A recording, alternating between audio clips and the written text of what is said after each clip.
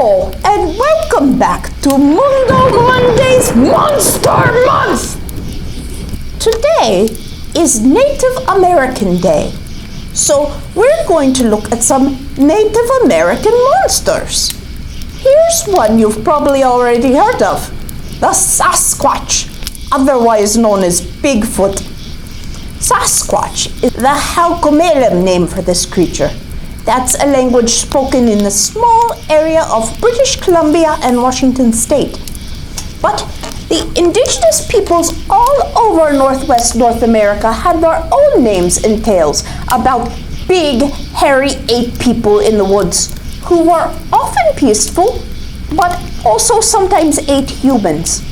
Sasquatch stories were so widespread and so convincing, the European settlers adopted them too, and now Bigfoot is deeply entrenched in American folklore of every culture. Our library used to host an annual Bigfoot conference, and we probably will again when it's safe. People came from faraway states just to share Bigfoot stories. Which, speaking of, we have a lot of Bigfoot books in the library. That's why we're not going to talk about Bigfoot anymore today. The point of Mundo Monday's Monster Month is to introduce you to monsters you don't already know about. And there are lots of other great monsters in Native American folklore. Here's the problem. I found so many great Native American monster stories. There's this terrific Sioux story called Brave Bear and the Ghosts. But every culture has ghost stories. They're even more common than Bigfoot. And my kids and I just finished reading Race to the Sun by Rebecca Roanhorse, one of the Rick Riordan Presents books. In this book, the main character, Joni, becomes a monster slayer and has to use her Navajo heritage to face shapeshifters and giant buzzards with petrifying eyes. But it's 300 pages long, so we're not going to read that in a 20-minute video. No, most of the monster stories I found are in collections, not picture books. Then we'll just have to share them the old-fashioned way, the way monster stories were originally told, spoken in hushed tones around the fire, where only the words are there to make scary pictures in your head, or to send shivers down your back, or to make every sound around you sound spookier and spookier. And what's that behind you? Abenaki storyteller Joseph Bruchac used to tell monster stories to his two sons this way. And when they grew up, his son James teamed up with Joseph to put together a book of monster stories based on the monsters the various tribes in New England have told stories about. The Abenaki people were one of 5 groups in the Wabanaki Confederacy, an Algonquin-speaking collection of people who once spread from what is now Vermont up through Maine into Quebec and New Brunswick, Canada. But you know what? We've read another book by Joseph Bruchac this year, Turtles Raced with Beaver. That was a Seneca story, and the Seneca were part of the Iroquois Confederation, not the Wabanaki, but they are all from New England. Which brings us back to the book he and his son wrote, When the Chenoo Howls, Native American Tales of Terror. This book contains monsters from all over New England and down throughout the Mid-Atlantic, Algonquin and Iroquois, and Lenape, a different Algonquin-speaking group who lived in eastern PA and New Jersey. The illustrator of this book, William Nedemukswe-Bach, is Lenape. The Chenoo in the title is described by the Bruchacs as a Passamaquoddy monster, one of the other Wabanaki groups. Yes, I want to know what his deal is. Let's read and find out. When the Chenoo Howls. The Chenoo. Page 29 in this book. Long ago, during the moon of falling leaves, it's about this time of year, a woman and her 2 brothers traveled to the north to set up a hunting camp. Hoping to bring back enough furs and meat for the winter, they went far away from their village, much farther than anyone had gone in a long time. During the first 2 days after making camp, the hunting was very good. Each day, the two brothers would go hunting, and the sister, whose name was Nolka, would stay behind to tend their camp and prepare any game caught the day before. On the third day, however, while out hunting, the brothers came across a very large set of footprints. Like Bigfoot? It is not Bigfoot. Those footprints were over 2 feet long, so they are big feet, but they are not Bigfoot. Big feet, and 10 feet apart. Kneeling down, Owasos, the older of the two brothers, carefully inspected each track. Great-grandfather told me of a creature that makes tracks like this. It is called a Chenoo. Owasos lifted his head to scan the forest around them.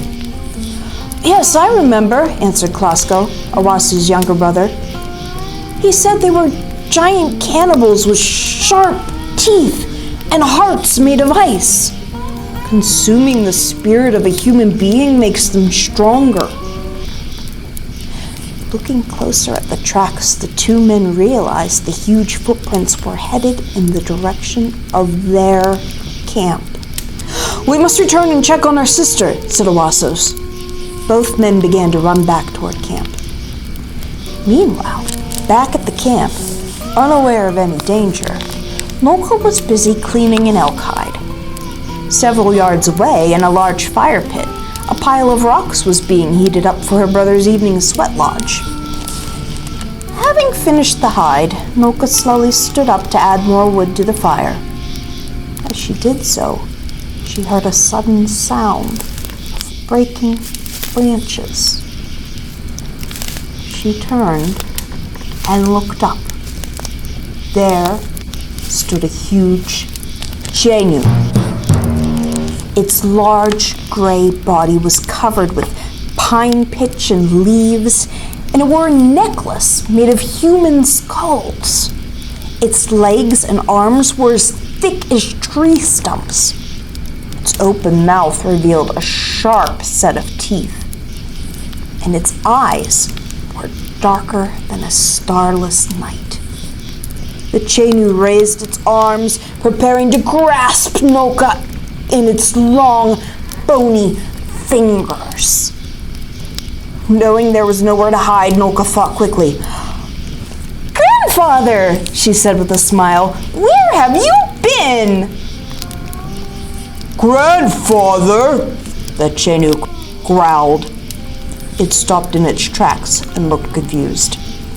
No human being had ever dared to speak to it this way before. Yes, Grandfather, I've been waiting here all day for you. Don't you even remember me? Nolka said. There was a long pause. Nolka did her best to appear calm. Granddaughter? Roared the Chenoo. I have a granddaughter? Yes, of course you do. I have been preparing the sweat lodge for you all day, Nolka said, motioning toward the large pile of rocks glowing in the fire. She hoped to delay the Chenoo from trying to eat her until her brothers returned from hunting. So far, the plan was working. Grandfather, please come into my lodge, she said, lifting up the door flat. Thank you, granddaughter, the Chenoo rumbled as it walked over to the sweat lodge and bent down. Crawling in on its hands and knees, the giant squeezed through the door. Sitting down, his legs around the fire pit, the Chenoo filled the entire lodge. Walking over to the fire, Nolka picked up a large forked stick and carried one hot rock after another and began placing them in the center of the lodge. She was just pulling another rock out of the fire when she heard someone coming. Sister, what are you doing? Called Owasos as he and Casco, both completely out of breath, came running into the clearing. We saw huge tracks headed toward our camp, Casco said. We were afraid that you... Nolka held up a hand to her mouth, and her brothers stopped talking. She looked over toward the lodge. Our grandfather has finally arrived, Nolka said. Come and greet him. Then she picked up another glowing rock. As she walked over to the lodge, her brothers, totally confused, followed her. Grandfather, your grandsons have returned to greet you, said Nolka to the Chenoo through the door of the lodge. Grandsons? I have grandsons? Roared the Chenoo. Looking into the lodge, Waskos and Costco could not believe it. There sat the very same monster whose tracks they had seen headed toward camp. Hello, my grandsons, the Chenoo rumbled. Yes, hello, grandfather. It is good to see you, Costco said, after being nudged in the ribs by Nolka. This lodge feels good. Bring me more rocks. Yes, grandfather, Costco said. The two men and their sister piled one glowing rock after another in the center of the lodge. Then, after placing a large birch bark bucket full of water just inside the door of the lodge, they closed the flap. Moments later, a loud hissing sound came from inside the lodge as the Chenoo began to pour water on the rocks. Now's our chance to make a run for it, Nolka whispered to her brothers. The three of them began to quietly sneak out of camp, but they did not move quickly enough. More rocks! Bring me more rocks! Open the door! Roared the Chenoo. Nolka ran over and swung open the flap of the lodge. Awasos and Costco proceeded to bring in 4 more loads of rocks. Then, after the 4th load, the flap to the lodge was again closed. As soon as the door was closed, the sound of hissing steam came again from within the lodge. And just as before, just when they began to sneak away, the Chenoo shouted for them again. Open the door! More rocks, more water! Yes, grandfather, we are coming! Quickly, Awasos and Costco brought more rocks as Nolka ran to a nearby stream to refill the birch bark bucket. When they opened the door to the lodge, huge gusts of steam flowed out so thickly that the only thing in the lodge they could see was the Chenoo's huge arm as it reached out to grab the freshly filled bucket of water. Closing the door again, all 3 siblings agreed it was no use trying to run. The Chenoo would only call for them again. And sure enough, it did. Open the door! More rocks! More water! This time, they brought in every rock from the fire, even the rocks from the fire circle. They hoped the heat would be so great that the Chenoo would pass out. Standing by the lodge, they listened closely. But to their surprise, as the hissing sound of the water hitting the rocks got louder and louder, the Chenoo began to sing. Way-oh, way-oh, way-oh, ho! Way-oh, way-oh, way-oh, ho! And it paused to pour more water on the rocks before it sang again.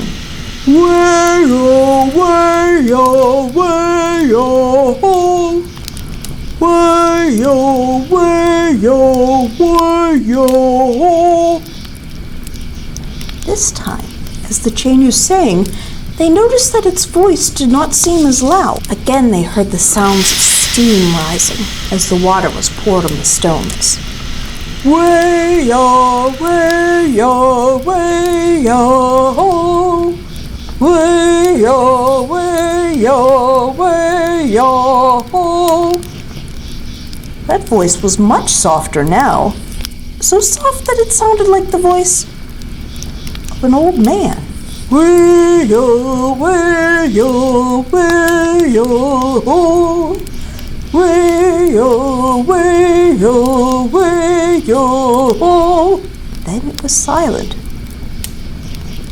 Grandchildren, open the door, a little voice called from inside the sweat lodge. Awasos lifted up the door flap. A huge gust of steam blew out from the lodge, knocking him backward. As the steam rose into the air, a little old man crawled out from the lodge. As he stood up, the little old man began to cough. He coughed and coughed until he coughed up a huge piece of ice in the shape of a human heart. Falling to the ground, a heart-shaped piece of ice that was the bad spirit of the Chenoo shattered on a rock. Thank you, my grandchildren. You've saved me. I am no longer a monster. Now I am truly your grandfather, said the old man with a smile. Sanoka and her two brothers took the old man, who had been a Chenoo, as their grandfather. They brought him back to their village, where he quietly and peacefully lived out the rest of his days. Chenoo stories are very similar to Wendigo stories told by the Anishinaabe, a different group of Algonquin people who lived farther west and north than the Wabanaki. The Wendigo is portrayed as being much less fuzzy than the Chenoo, being made entirely of ice. But in both cases, people say these monsters were once human, but their greed froze their hearts and turned them into ravenous beasts. It's a cautionary tale. Don't be greedy. So will you behave, or will the monsters pay you a visit? Behave! Behave!